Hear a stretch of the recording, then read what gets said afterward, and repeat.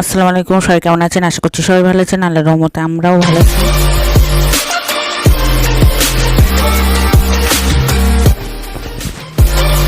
আজকে সুজি রান্না করব, তো 200 গ্রামের সুজির প্যাকেট নিয়েছি। সেই প্যাকেটটা একদম খালি কড়াইয়ে দিয়ে লাল লাল করে ভেজে নিচ্ছি।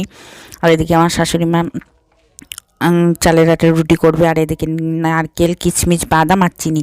আমার 200 সুজি বলে 250 চিনি। এই সুজিটা বেশি হয়, মানে ফেপে যায়। আর পানির আন্দাজটা কেউ চাইলে পানি দিতে পারেন বা দুধ দিতে পারেন।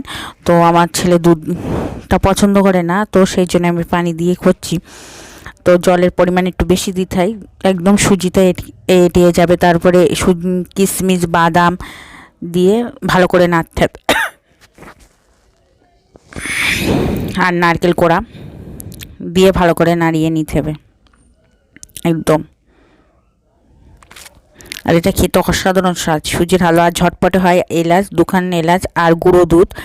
তো গুঁড়ো দুধের একটা 6 টাকা দুধের প্যাকেটটা পুরো ফুল দিয়ে দিয়েছি, আর দিয়ে ভালো করে নেড়ে এবার চিনি দিয়ে নাড়ে ফুটিয়ে। আর সুজির হালুয়াটা করতে একদম তাড়াতাড়ি, একদম ঝটপটে হয়। আর চিনিটাও দিয়ে দিয়েছি, দুধটা দিয়ে ভালো করে নেড়ে ঝটপট লাভিয়ে নেব।